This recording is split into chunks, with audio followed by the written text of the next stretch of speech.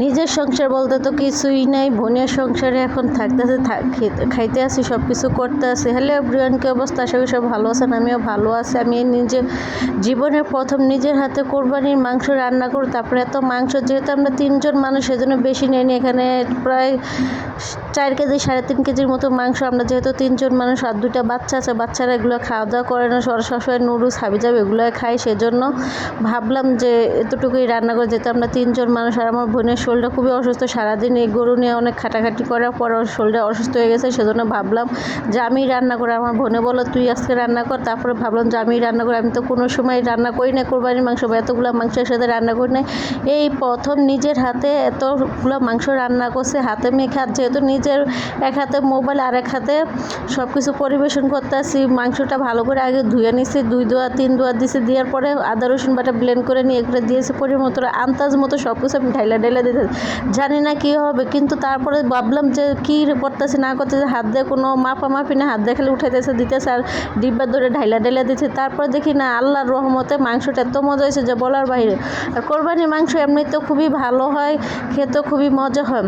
আর নিজের সংসার বলতে তো কিছুই না, এই জন্য বোনের সংসারে এখন থাকতেছি, খাইতেছি, বোনের সংসারে রান্না করতেছি। আর বোনের সংসারও হয় বোধ হয় দেখে আজকে আমার ভাগ্যটা এটা ভালো হয়েছে যে কোরবানির মাংস রান্না করে আমার ভাগ্য হয়েছে। আর আমি তো কোনো সময় কোরবানির মাংস রান্না করি, আর রান্না করবো কি ভাই? আমার সংসার বলতে তো কিছুই নাই, কিছু রইলও না। সংসার কি একটা জিনিস, সংসারে যে কী আছে আমি এই জিনিসটা এখনও বুঝতে পারি না, যেহেতু আমার জীবনে কোনো সংসার নামে কোনো কিছুই হয় নাই।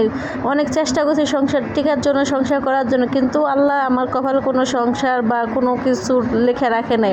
তো এক হাতে ক্যামেরা, এক হাতে কাজ করতেছি, তো সেজন্য মোবাইলটা বেশি একটা লড়াচড়া করতেছি, ঠিকমতো ধরে রাখতে পারতেছি না।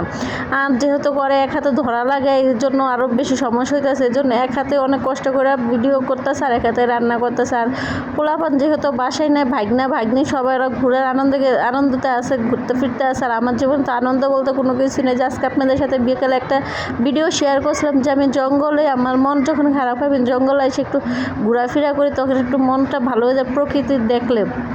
তো কথা বলতে বলতে যে তরকারিটা প্রায় কষানো হয়ে গেছে, এই কষানোর মধ্যে রান্না হয়ে যায়। আর এমন একটা জিনিস আল্লাহর রহমত কি জানেন, কোরবানির মাংস তো কোনো প্রকার পানি দেওয়া লাগে না, বেশি একটা জালও দেওয়া লাগে না, কেন জানি না মাংসটা খুবই তাড়াতাড়ি হয়ে যায়। এই যে দেখেন মাংসের ফাইনাল লুক। এখন আরেকটু এর মাঝখান জিরাটা ভেজে নিচে নিয়ে এখন ছোটো একটা পাটা আছে, সেটা এখানে বাইটা বুইটা এখন মাংসটা মানে দিয়ে দিলাম, দিয়ে যে সুন্দর একটা কালার চলে আসে। বাটা জিরা গুঁড়া মশলা দিলে সেই একটা কালার আসে, সুন্দর আসে।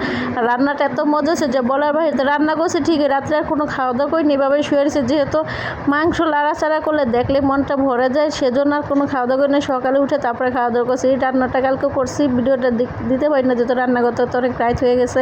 আমার বোন বাসায় আসলেন, কী করবো না করবো বুঝতে পারি না। তো আজকে ভিডিওটা কেমন লাগছে অবশ্যই শেয়ার করে জানাবেন। আল্লাহ হাফেজ।